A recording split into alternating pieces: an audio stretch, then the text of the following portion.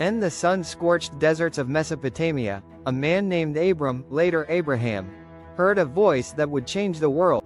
Leave your land, your family, and go to the place I will show you. I will make you a great nation. Genesis chapter 12 verse 1-2, the first covenant Abraham obeyed, journeying to Canaan, where God promised his descendants would inherit the land. When Abraham questioned how this could be, for he and his wife Sarah were old and childless, God took him beneath the night sky. Look up at the stars, so shall your offspring be. Genesis chapter 15 verse 5, to seal this promise, Abraham performed a sacred ritual, splitting animals in half as God's presence passed between them in a flaming torch. Genesis chapter 15 verse 17.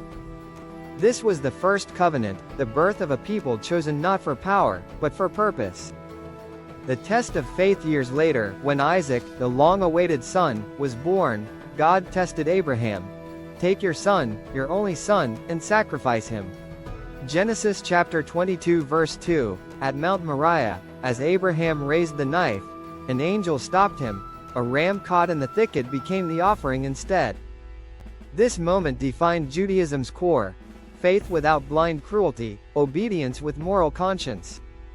Moses and the revelation at Sinai. Centuries later, Abraham's descendants were slaves in Egypt until Moses, a fugitive prince turned shepherd, stood before a burning bush. Exodus chapter 3.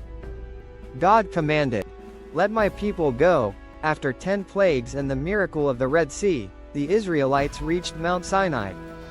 There, in thunder and smoke, God gave the Torah, the 10 Commandments etched in stone. Exodus chapter 20.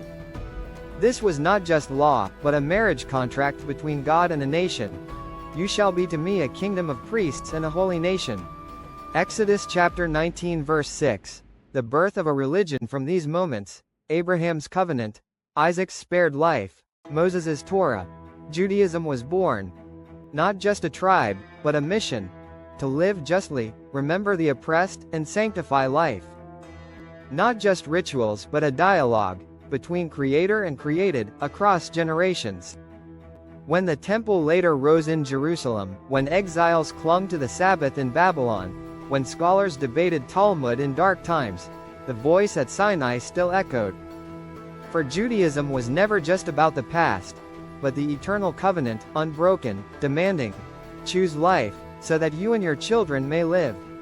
Deuteronomy chapter 30 verse 19.